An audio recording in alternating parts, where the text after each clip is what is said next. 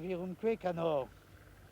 Troie qui primus aboris, Italiam fato profugus, Laviniaque venit litora. Ainsi, le grand poète latin Virgile commence l'Énéide. Il chante le héros qui, chassé par le destin et le ressentiment de la cruelle Junon, doit fuir la légendaire cité de Troie, incendiée par les Grecs.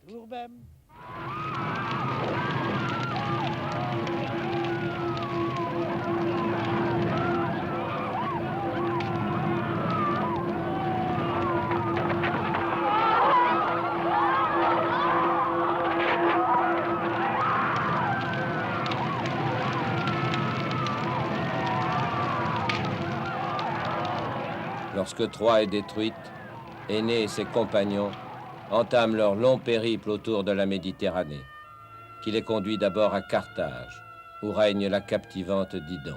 Atrigina gravi, iam nudum, saucia cura. Et la reine, gravement atteinte du mal d'amour, se consume d'un feu secret. Énée, cependant, repousse la tentation de devenir roi de Carthage. Poussé par les dieux, il va fuir de nouveau pour aller fonder sur d'autres rivages une autre cité qui deviendra Rome. Et il s'arrache au bras de Didon, qui en mourra de chagrin.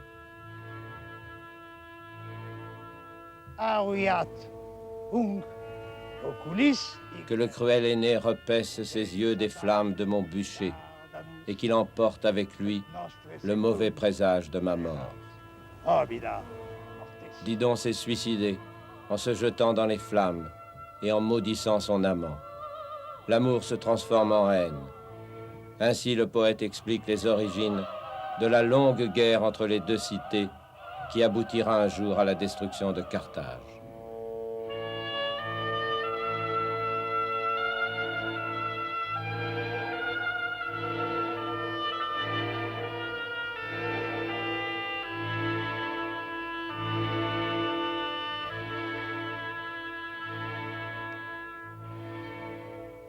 Carthage. On en cherche en vain les traces, ici, près de Tunis, où 3000 ans d'histoire ont laissé leur empreinte, comme l'explique le professeur Gilbert Charles Picard.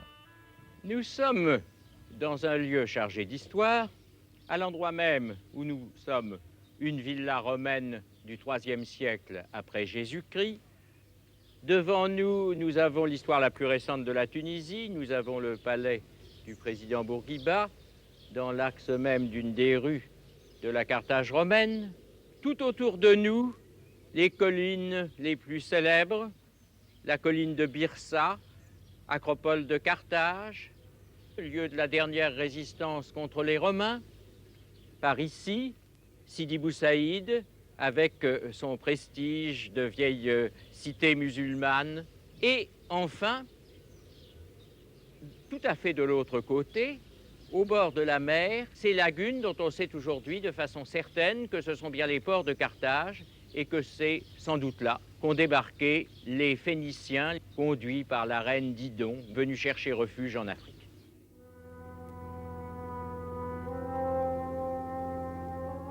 Qui étaient-ils, ces Phéniciens? Une branche du peuple sémite, venue sans doute du fin fond des déserts de l'Asie.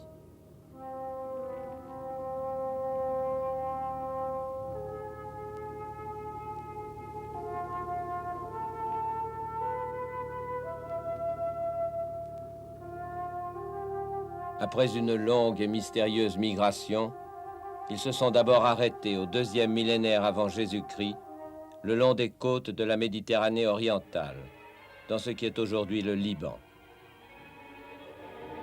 Là, ils ont fondé des ports, Byblos, Sidon et Tyr. Puis ce petit peuple, cerné de grands empires terrestres, se tourne vers le large. Les nomades du désert deviennent des nomades de la mer, des commerçants et des marins, les meilleurs de l'Antiquité, comme l'explique le professeur Mahmed Fantard. Les Phéniciens ont pu profiter de tous les progrès techniques dans ce domaine des constructions navales, À la fin du second millénaire, il y avait l'invention du clou, les membrures, la quille, toutes choses qui ont permis aux Phéniciens de disposer de navires capables d'affronter les vagues de la Méditerranée, capables de les conduire jusqu'à l'extrême occident, jusqu'à ce far ouest pour l'Antiquité.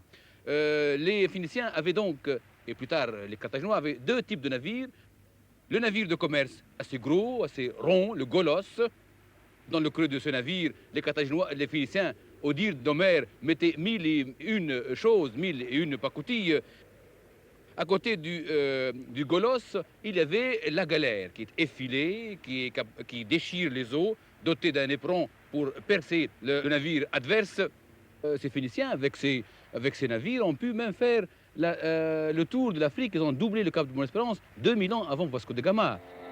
Avant les Juifs, et comme les Juifs, les Phéniciens sont jalousés pour leur astuce et leur richesse, accusés de duplicité, contraints de cacher les secrets de leur religion et de leur savoir-faire.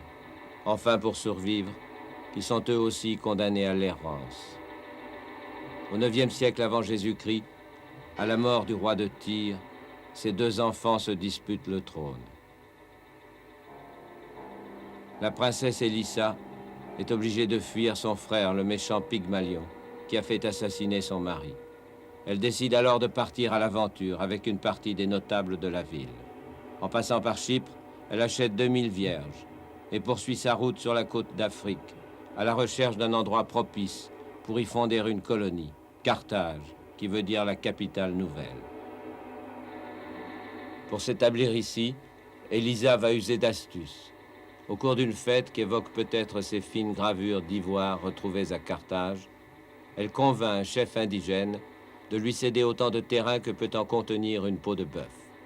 Puis elle fait couper cette peau en fines lanières qui, mises bout à bout, entourent un vaste territoire où s'installent ses colons. Tout va bien jusqu'au jour où un puissant roi du pays vient demander la reine en mariage, d'une manière si pressante que celle-ci décide de s'offrir en sacrifice aux dieux pour échapper à cette union et pour sauver son peuple. La reine Élissa était-elle la Didon de Virgile? La légende carthaginoise et le poète latin se rejoignent au moins sur un point. Le sacrifice humain était une des traditions cruelles de la religion phénicienne, comme en témoignent ces vastes nécropoles découvertes à Carthage et où étaient enterrées les cendres des enfants sacrifiés.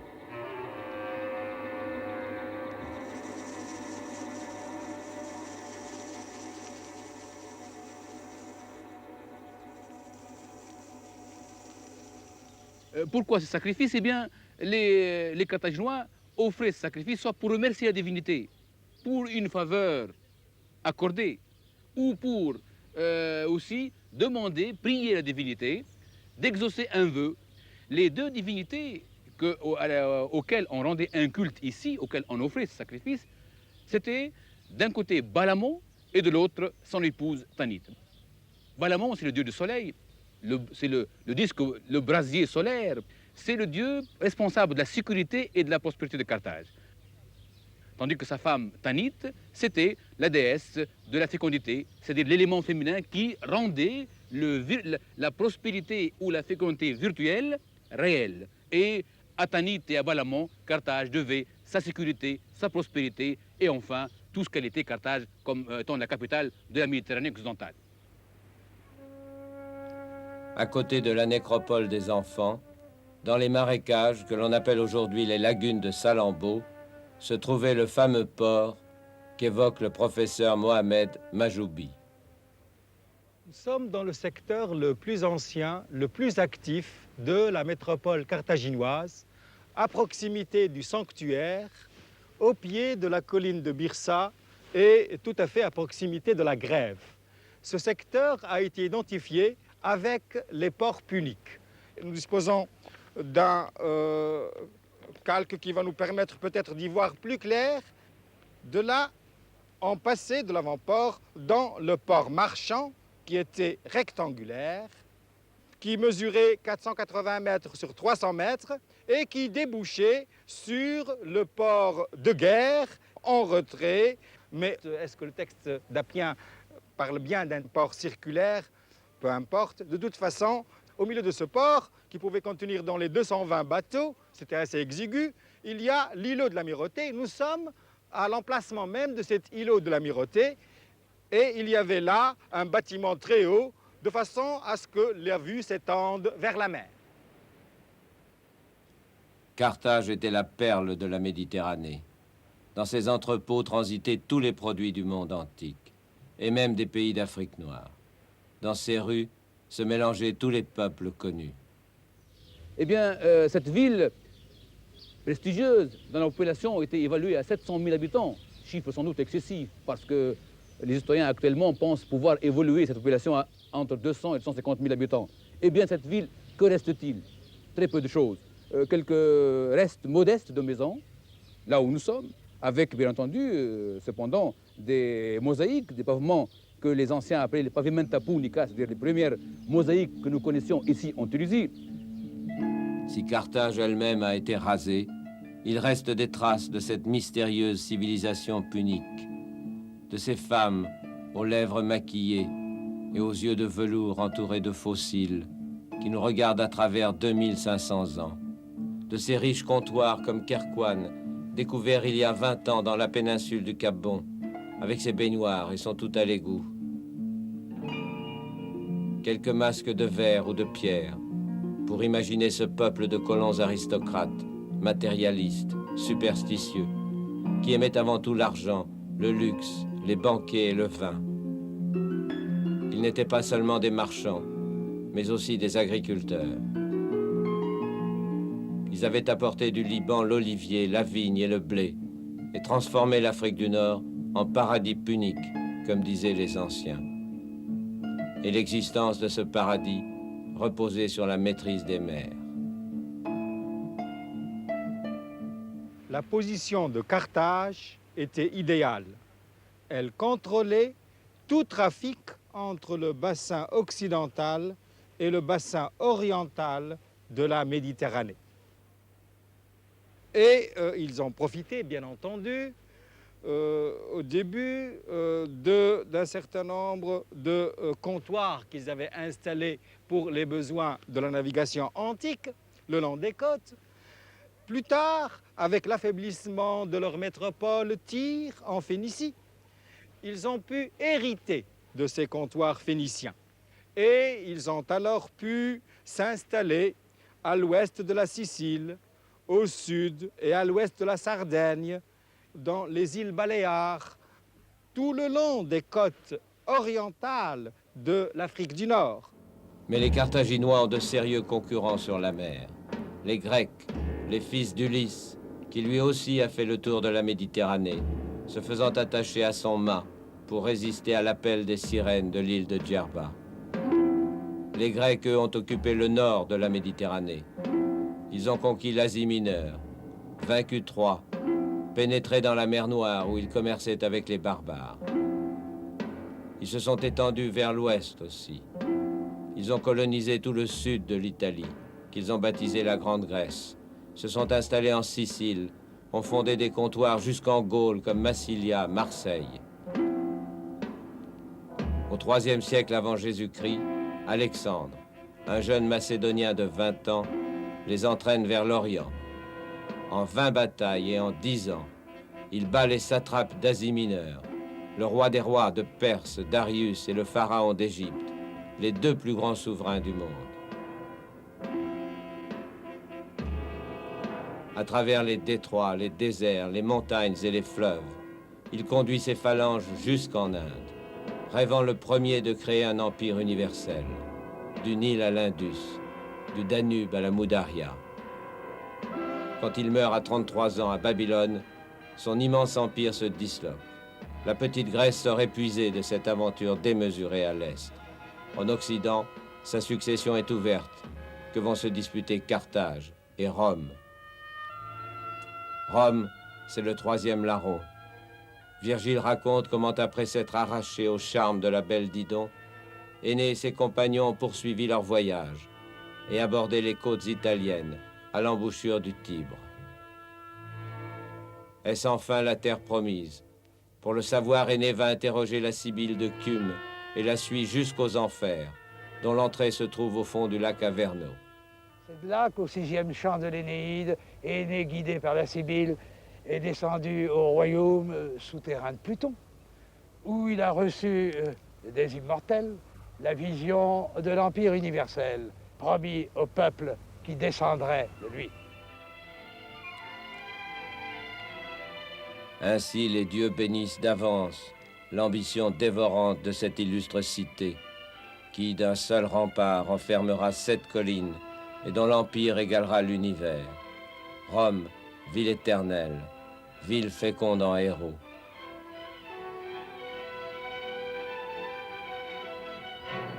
Rémus et Romulus, les descendants d'Énée, vont boire le lait de la louve et en tirer la force d'un peuple de proie qui mettra 3 siècles à se faire une place au soleil, à coup d'exploits.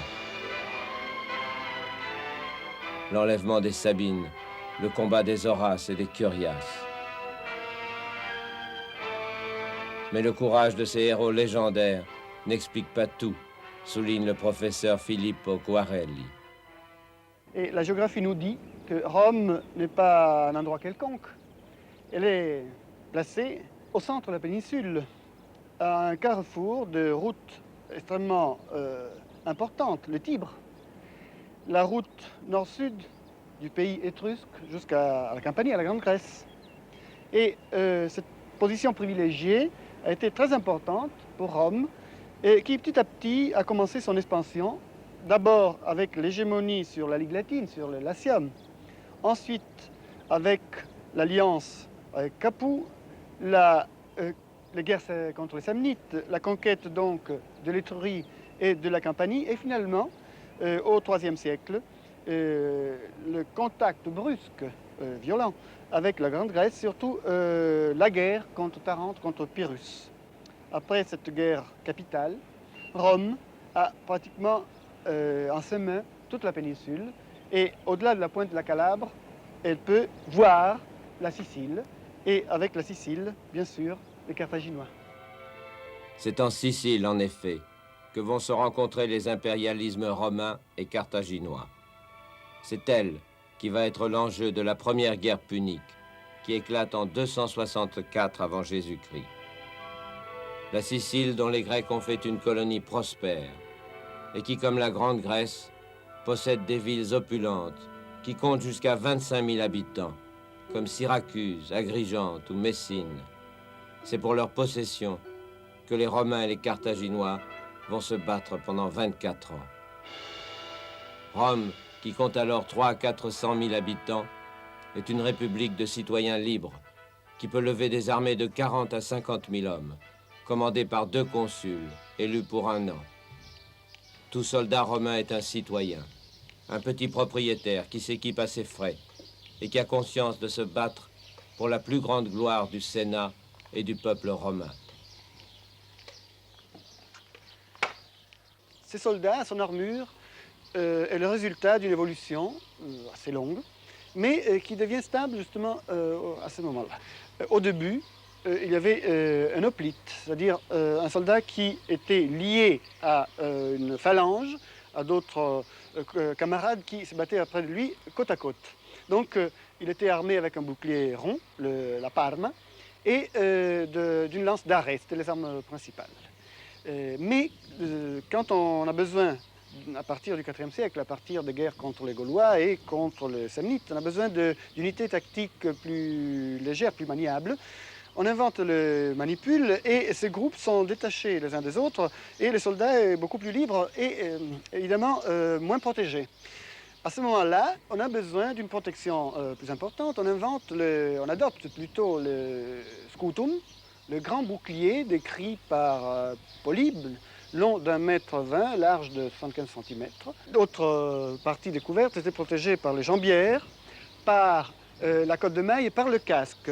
Casque qui est décrit en détail par Polybe, avec ses 3 grandes plumes qui augmentaient la taille et la présence du soldat. L'armement offensif est formé par une arme de jet, les grands pylônes de 2,60 m de longueur à peu près, et surtout, arme principale pour le combat de près, l'épée. l'épée espagnole à 2 tranchants, avec une pointe très aiguë, pour, bien sûr, pour le combat approché. Pour chaque Romain, la guerre est un devoir, un honneur, tandis qu'elle est un métier pour les mercenaires de Carthage, que présente le dessinateur Louis de Beaufort. Il n'existe aucune représentation graphique, ni stèle, ni fresque funéraire, ni même ce qui a facilité les travaux pour l'Antiquité, des guerriers enterrés avec leur armement complet dans leur sarcophage. Absolument rien. Mais cette carence vient surtout du fait qu'il n'y avait pas d'armée carthaginoise proprement dite. Les Carthaginois, tout le monde le sait, étaient avant tout des commerçants et ils se recrutaient pour leur armée des contingents étrangers. On en parle beaucoup dans Salammbô de Flaubert, tout le monde a entendu parler des Celtes, des Celtibères, des fameux frondeurs des Baléares et surtout des Macédoniens qui représentaient vraiment l'élément le plus belliqueux et le plus militaire de l'armée carthaginoise. Ces Macédoniens, évidemment, s'offraient, comme tous les mercenaires, aux plus offrants. Et nous avons ici un jeune Macédonien, Iskander, qui est descendu de ces montagnes pour offrir ses services à l'armée carthaginoise. Iskander est le descendant, l'héritier direct de ce soldat de la phalange d'Alexandre qui lui a permis de conquérir le monde, épopée qui fait encore l'admiration des spécialistes à l'heure actuelle. Son armement est composé essentiellement d'un armement défensif et d'un armement offensif. L'armement défensif, d'abord le casque, ce qu'on appelle le casque à l'avance. Ensuite, la cuirasse est une cuirasse musclée qui épouse la forme du buste. Elle peut être soit en fer, soit en bronze, terminée par des lambrequins de cuir et le bouclier. Il est relativement petit de diamètre, environ 60-70 cm, et surtout, ce qui est typique, c'est ce dessin géométrique extrêmement archaïque. L'armement typiquement offensif est constitué par 2 éléments, la lance et le glaive. Il est presque certain que cette lance pouvait atteindre 9 mètres de haut. Celle-ci constituait au moment de l'épopée d'Alexandre l'arme typique de son infanterie. Ça lui permettait de se former un risson. Malheureusement, elle va être supplantée par l'importance d'une nouvelle arme que va créer Alexandre, c'est sa cavalerie. Avec la cavalerie, la guerre est devenue mouvement. Voilà le fer de lance des armées puniques, les cavaliers numides que Carthage recrutait parmi les populations indigènes de l'Afrique du Nord. Les armées carthaginoises accordaient une place très importante à la cavalerie et l'Afrique leur fournissait bien sûr et le cheval et le cavalier. Le numide étant réputé pour être un excellent cavalier, le numide des cavaliers dès sa tendre enfance. Son cheval est le cheval barbe, reconnaissable à une forme ramassée, des jambes assez basses, crinière abondante, encolure assez large. Le cavalier le monte accru, très simplement, juste une couverture pour supporter un peu l'effet de la course. Ce numide, d'ailleurs, les origines sont très peu connues. Est-ce qu'il venait du nord, est-ce qu'il venait du sud? Inutile de se poser ces questions parce que nous n'avons pas actuellement de réponses précises. Ce sont certainement les plus anciens habitants de l'Afrique du Nord, en tout cas. Comme armement, c'est très simple. Un bouclier rond, un bouclier en cuir, d'ailleurs, assez dur, cuir d'éléphant sans doute, sur une armature en bois, et puis des javelots comme arme offensive. Eh bien, les cavaliers, justement, le secret de cette cavalerie numide, c'est qu'elle charge en peu de temps, très rapidement, et quand elle s'approche de l'ennemi, à 40 mètres ou à 30 mètres, une grêle de javelots qui déconcerte l'ennemi, elle le désarçonne.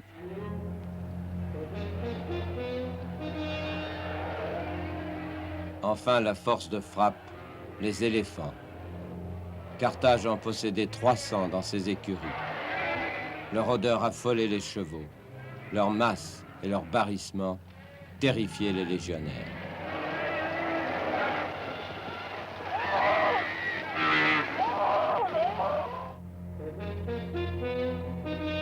Mais la Sicile est une île.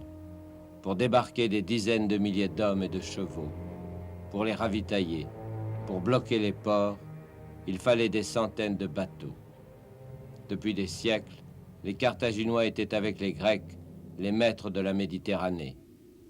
Mais en 20 ans à peine, les Romains, eux aussi, vont faire le dur apprentissage de la mer. Malgré ce qu'on pense d'habitude, Rome n'est pas sans rapport avec la mer. Elle est née sur le Tibre, qui a toujours été une voie de navigation. Elle avait une petite flotte, mais au moment de s'affronter avec Carthage, il fallait bien sûr autre chose. Et comment faire? Il y avait les alliés maritimes, il y avait les Étrusques, les Grecs, mais c'était encore insuffisant. Et il fallait autre chose. Alors, Polybe raconte à ce propos l'histoire du bateau de la quinquérème carthaginoise échoué sur les côtes du Latium et que les Romains avaient imité pièce par pièce de façon très fidèle. Et tandis qu'on travaillait au bateau à construire une flotte nouvelle, les Romains s'entraînaient sur la plage avec les rames. En 260 avant Jésus-Christ, Rome a construit une flotte de 100 navires, des quinquérèmes portant 250 rameurs et une troupe de 120 légionnaires et soldats de marine qui attaquent la flotte punique devant l'île de Mylès.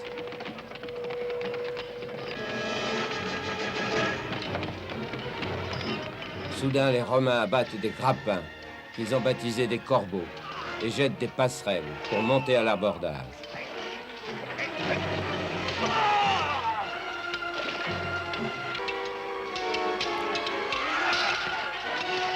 Par cette astuce, les Romains ont transformé le combat naval en combat de fantassins.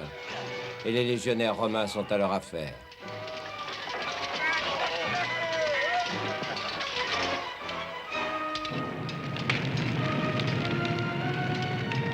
Surpris par cette tactique nouvelle, les Carthaginois perdent 45 navires. C'est la première victoire navale de Rome. Mais cette première guerre punique finira surtout par la lassitude des deux camps, affirme le professeur Claude Nicolet. Bien, après 24 ans de conflit, les deux adversaires sont épuisés dans tous les domaines et d'abord financièrement, si bien qu'ils se résolvent à signer en 241 une paix qui, tout en donnant l'avantage à Rome, est une espèce de paix blanche qui laisse son indépendance à Carthage. Et à ce moment-là, tout le monde sait que ce n'est qu'une trêve et que chacun de son côté, les deux puissances vont préparer la revanche. C'est tout de même une nette victoire de Rome. Carthage doit abandonner la Sicile et rapatrier en Afrique du Nord son corps expéditionnaire de 20 000 mercenaires. Et cela va provoquer un drame. Furieux d'être battus et surtout de ne pas être payés, ceux-ci vont se révolter, entraînant avec eux les paysans libyens et les indigènes numides. Et Carthage doit alors faire face à une guerre civile atroce, la révolte des mercenaires. Flaubert en a donné une version romancée dans Salammbô. Souvenez-vous, c'était à Mégara, faubourg de Carthage, dans les jardins d'Hamilcar.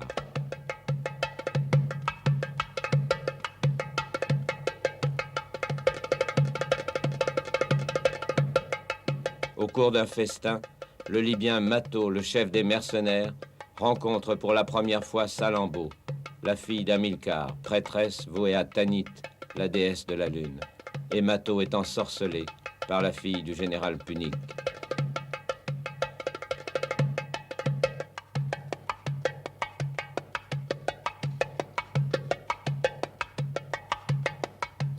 Deux jours plus tard, les mercenaires qui n'ont toujours pas été payés se révoltent. Et pendant 3 ans et 4 mois, ils font trembler Carthage.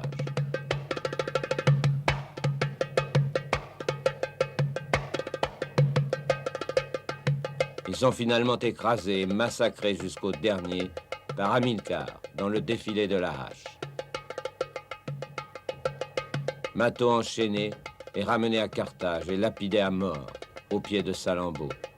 Elle mourra elle aussi pour avoir offensé les dieux.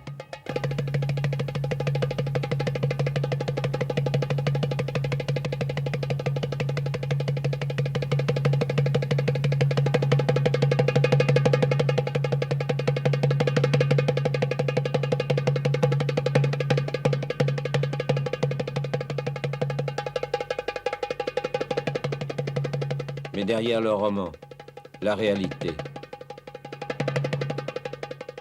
Et puis surtout, Rome profite de l'affaiblissement consécutif à cette crise pour un acte brutal et injustifiable qui a soulevé l'indignation même dans l'Antiquité, l'annexion de la Sardaigne, peuplée presque en grande partie de colons puniques, dépendance séculaire de Carthage, et cette annexion déclenche un sentiment de fureur à Carthage et un besoin de revanche, dont va profiter l'homme qui a été le grand général des dernières années de la guerre de Sicile, qui a été le vainqueur des mercenaires, Hamilcar.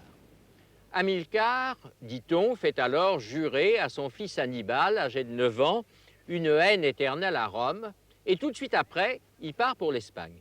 En somme, Hamilcar compte constituer en Espagne, et il y parvient, une puissance territoriale qui contrebalancera la confédération italique menée par Rome. En quelques années, il annexe tout le sud-est de l'Espagne et il fonde là un royaume auquel il donne une capitale, Carthagène, Carthage la Nouvelle, et qui sera en fait un royaume autonome, bien que lié, bien sûr, politiquement à Carthage. Hamilcar, qui descend d'une des grandes familles de Carthage, les Barca, qui veut dire la foudre, meurt au cours d'une bataille. Son fils Hannibal lui succédera à l'âge de 25 ans, un des plus illustres généraux de tous les temps. Mais pour imaginer cet homme, il n'existe pas un buste, pas un portrait, pas une médaille, rien. En ce qui concerne, par contre, son portrait moral, là, nous sommes beaucoup plus outillés, beaucoup mieux armés. Les anciens ont longuement parlé du stratège, ils ont parlé de l'homme de famille, ils ont parlé de l'homme tout court. Mais le plus grand développement, ce qui intéressait ces historiens anciens, c'était surtout le stratège, c'était l'homme de guerre, c'était le génie. Vous savez qu'Hannibal s'est révélé comme stratège, comme homme militaire très tôt. Son père déjà a deviné qu'il serait un excellent successeur. Et alors, cet homme qui était donc accompagné son armée, qui était très modeste, simple, sobre, accompagner ses soldats et discuter avec les mercenaires. C'était pour les mercenaires, même pour ceux qui étaient plus âgés que lui, étaient les copains. Il s'amusait beaucoup, il les plaisantait. Il leur, bien sûr, se présentait comme toujours le vainqueur, l'homme qui a de la chance. Et c'est ce qui faisait d'ailleurs l'admiration de ces mercenaires qui étaient pour eux un véritable dieu. À 27 ans, Hannibal décide de faire le siège de Sagonte, une ville alliée des Romains. C'est le défi. Après avoir pris Sagonte, il rassemblera une armée de 100 000 hommes pour marcher sur Rome. Alors comment faire? Eh bien, par mer, c'est risqué. Carthage n'a plus l'hégémonie maritime. Et d'autre part, faire passer une armée considérable par mer, cela pose des problèmes à l'époque. Alors, on va passer par terre. C'est-à-dire qu'on traversera le sud de la Gaule. Nous partons de Carthagène et nous remontons vers le nord, le long de la côte d'Espagne. On traverse les Pyrénées et on arrive en Gaule. En Gaule, qu'est-ce qui se passe? À cette époque-là, justement, il y a en Gaule de grands mouvements de peuple. Tout ça fait une masse d'hommes qu'on peut mobiliser contre Rome. Et c'est ce que fait Hannibal. Alors, il remonte, il contourne Marseille par le nord, il passe le Rhône, il traverse les Alpes. Pourquoi diable passer par là? On est fin septembre, la neige commence à tomber. Les soldats d'Hannibal épuisés marchent depuis 5 mois. C'est une folie de traverser les Alpes avec une armée qui s'étire sur 25 km. 50 000 hommes, 9 000 cavaliers et 37 éléphants.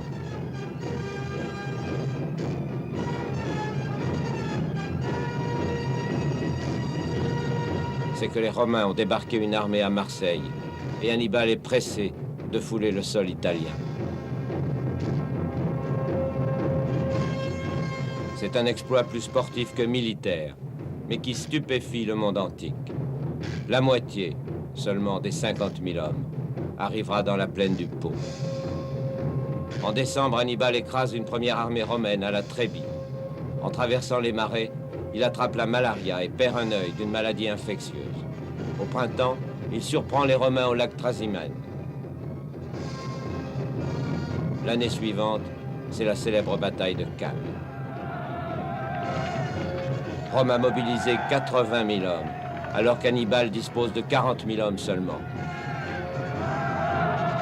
Mais il fait semblant de céder au centre, et il lance sa cavalerie sur les ailes pour envelopper l'ennemi. Une manœuvre éblouissante qu'on étudie encore aujourd'hui dans toutes les écoles de guerre. 50 000 Romains tués, 80 sénateurs, toute la fine fleur de l'aristocratie romaine. C'est la déroute. Rome est à sa merci. Malgré tout, à la suite de ces défaites et à la surprise générale, Rome ne capitule pas. Elle ne capitule pas parce que malgré ses pertes, elle garde la supériorité sur Hannibal. D'abord, la supériorité des effectifs, tout simplement parce qu'à cette époque, Rome est déjà l'État le plus peuplé du monde, avec à peu près 1 million de citoyens. Ensuite et surtout parce que Rome, ce n'est pas seulement Rome, c'est aussi l'Italie. C'est un réseau d'alliances et de colonies qui lui permet de contrôler les masses italiennes. Et Hannibal a très bien compris qu'il n'aurait éventuellement une chance d'abattre Rome qu'en la séparant de ses alliés ou de ses sujets italiens, en faisant éclater cette confédération italienne qu'elle contrôlait. Et il obtient certains résultats. Les Campaniens, Capoue, se rallient à lui. Et c'est là alors que se situe la fameuse histoire des délices de Capoue. On a prétendu qu'Hannibal et ses troupes s'étaient amollis dans les délices de Capoue. En fait, c'est parce que Capoue était véritablement la capitale économique de l'Italie à cette époque. qu'Hannibal s'est installé à Capoue. Ce n'était pas uniquement pour donner du bon temps à ses troupes, qui, à vrai dire, en avaient besoin, bien sûr. N'empêche, quand Hannibal sonnera le rappel de ses mercenaires pour repartir en guerre, ceux-ci auront bien du mal à s'arracher aux délices de la voluptueuse Capoue. Et ils se présenteront avec chacun 2 femmes et les bras chargés de vaisselle d'or et d'objets d'art. Hannibal a laissé passer l'occasion. Marbal, le chef de sa cavalerie, le lui avait dit après Cannes. Il faut marcher sur Rome. Tu sais vaincre Hannibal, mais tu ne sais pas profiter de la victoire. Maintenant, la guerre éclair est finie. La guerre d'usure commence. Pendant 13 ans, Hannibal va battre la campagne et ravager l'Italie. Mais désormais, le temps travaille pour Rome. Rome refusera de s'incliner. Bien au contraire, elle va même, en faisant un effort colossal, à la fois cantonner Hannibal en Italie et élargir le conflit à l'échelle du monde antique. En Italie, elle ne pouvait guère espérer battre Hannibal en rase campagne. C'est le premier général du temps. Tout ce qu'elle peut faire, c'est essayer de l'empêcher de conquérir des ports pour établir ses liaisons. On a peur aussi qu'Hannibal noue des alliances, en particulier avec le roi de Macédoine, Philippe V. Et pour prévenir un débarquement macédonien en Italie, c'est Rome qui envoie des troupes en Grèce. Et c'est la première guerre de Macédoine. Enfin, en Sicile, Rome s'occupe de reconquérir les villes qui étaient passées aux côtés d'Hannibal, en particulier Syracuse.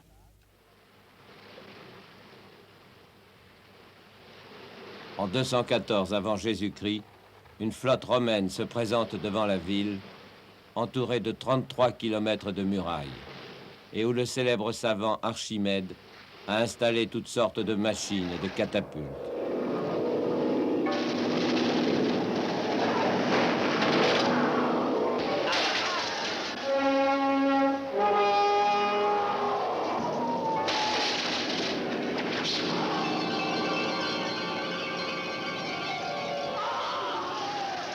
Ce jour-là, les Romains se heurtent à une nouvelle arme secrète, les miroirs d'Archimède, qui, reflétant les rayons du soleil, aveuglent les légionnaires et mettent le feu aux galères romaines.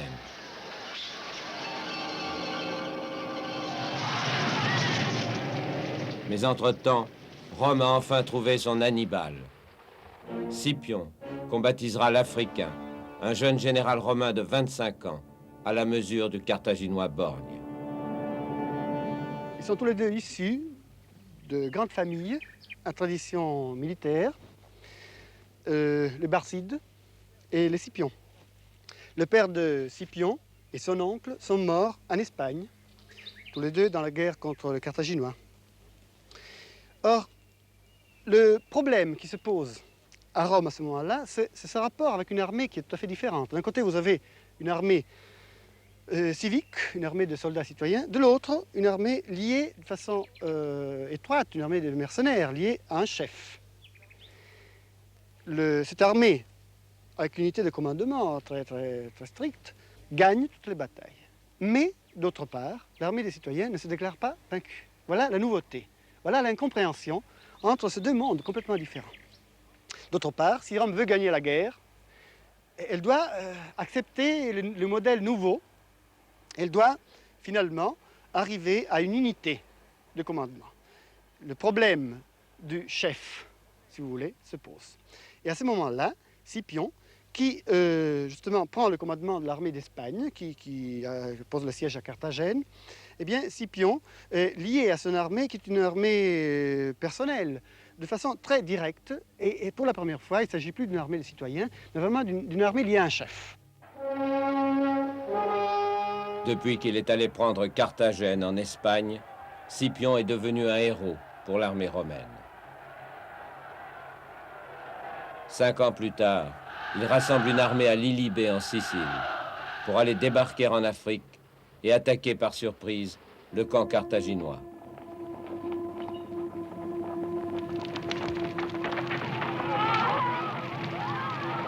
Comme Hannibal en Italie, il s'est fait des alliés sur place, les fameux Numides et leur roi Massinissa.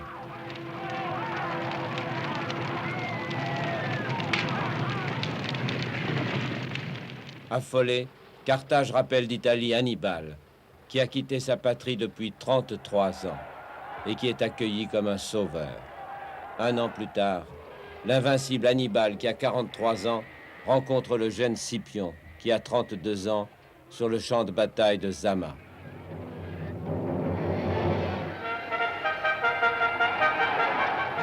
Contre les 80 éléphants d'Hannibal, Scipion a imaginé une nouvelle tactique. Il a entraîné les lourdes légions romaines à ouvrir un couloir pour laisser passer les redoutables pachydermes et à reformer les rangs derrière eux.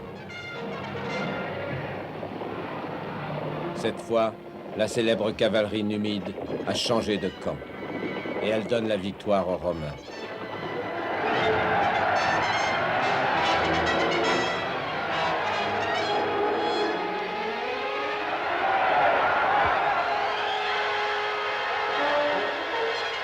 Pour la seule et première fois, Hannibal est vaincu.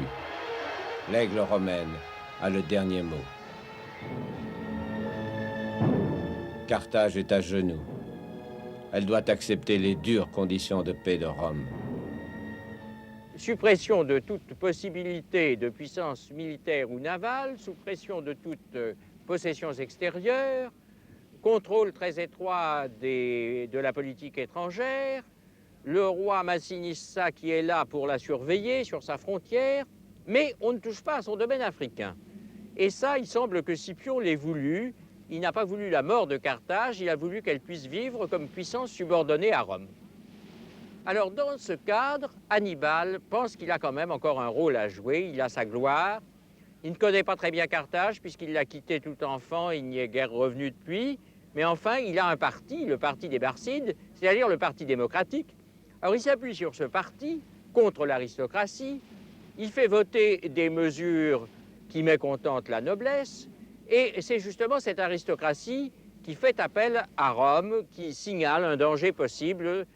Et Rome envoie une commission. Hannibal sait qu'il va être extradé, livré. Alors il s'enfuit, il part. Mais la haine implacable des Romains le poursuivra jusqu'au fin fond de l'Asie mineure, jusqu'à la fin de sa vie, jusqu'au jour où le punique errant, de peur d'être livré, se suicide au poison à l'âge de 54 ans, déclarant avec mépris « Allons, délivrons les Romains qui n'ont pas la patience d'attendre la mort d'un vieillard. » Rome, enfin, pouvait cesser de trembler. Cette seconde guerre punique si longue a eu des conséquences considérables dans l'histoire de l'Italie et du monde méditerranéen tout entier. D'abord, on ne pourra jamais surestimer les pertes subies par Rome et les Italiens pendant cette guerre, elles sont au moins équivalentes à celles de l'armée française pendant la guerre de 14-18, et ça suffit pour en dire les conséquences. Ensuite, sur le plan économique et social, l'Italie sort de la guerre tout à fait changée. La classe moyenne de paysans a été ruinée par ces 20 ans de guerre qui ont dévasté ses terres. La classe dirigeante elle-même a changé. Les officiers, les généraux romains ont combattu Hannibal, ont combattu des généraux hellénistiques, des rois hellénistiques. Ils ont connu un autre univers, en particulier, ils ont connu cet Orient obsédé par le souvenir d'Alexandre et de ses successeurs. Le peuple, quant à lui, le peuple a découvert que la guerre, si pénible qu'elle soit, pouvait être aussi une source de profit, qu'on y gagnait du butin, des récompenses. Si bien que se trouvent, en fin de compte, réunies toutes les conditions d'un impérialisme romain qui s'assigne comme but, au fond, la conquête du monde. Sur le chemin de cette conquête du monde, il ne subsiste au fond qu'un dernier obstacle, qui est cette Carthage, 2 fois battue, mais pas encore détruite, cette Carthage, au contraire, qui renaît, qui redevient prospère. Et voilà pourquoi, pendant les 50 années qui suivent la Deuxième Guerre punique, un parti à Rome ne cesse de réclamer la destruction de Carthage. Delenda est Carthago. Caton l'Ancien et ses amis ne cessent de le répéter au Sénat. Il faut détruire Carthage. Essayant d'apaiser Rome, Carthage envoie une ambassade au Sénat pour lui demander ses conditions. Petit à petit, le Sénat révèle son dessein implacable. Évacuez Carthage. Détruisez la ville. Transférez vos habitants à l'intérieur des terres, à 40 km de la mer. Impossible, inadmissible comme condition. Les Romains, Scipion, le Sénat savaient très bien que les Carthaginois refuseraient à une telle condition, refuseraient de quitter leur ville.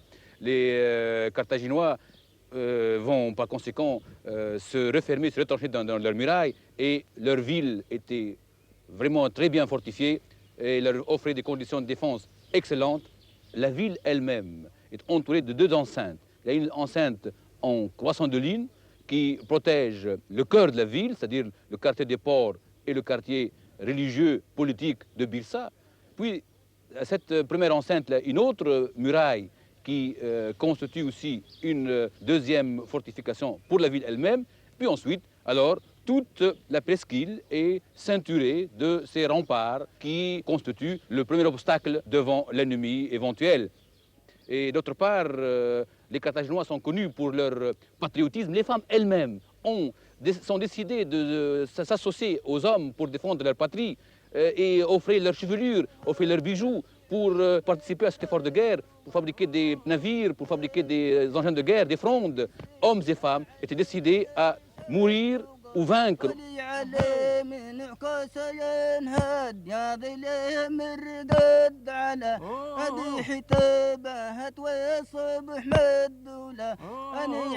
Pendant 2 ans, les légionnaires romains pétinaient derrière les premières fortifications de Carthage et sans pouvoir battre en brèche, avoir accès à cette ville.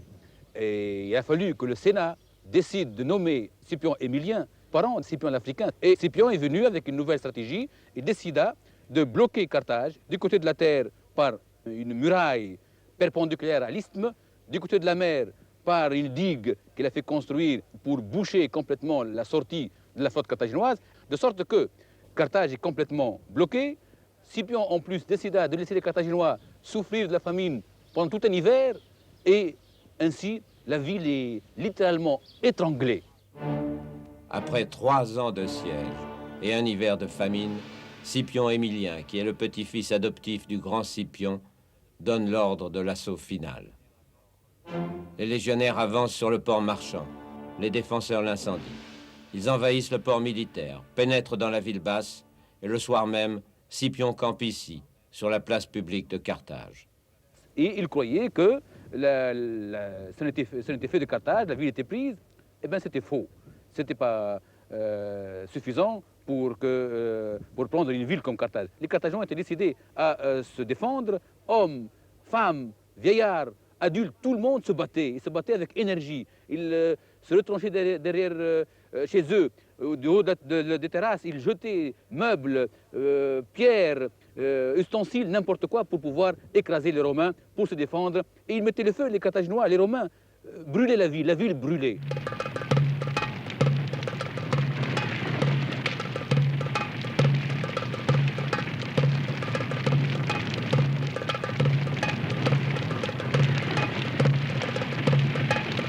Six jours et 6 nuits, on se bat de maison en maison, au milieu d'un océan de flammes.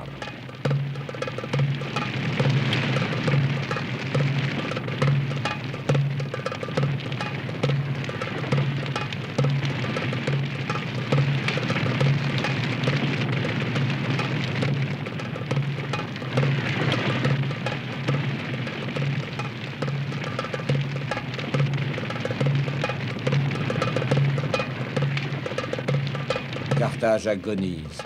70 000 hommes, femmes, enfants, vieillards sont tués par le glaive et par le feu.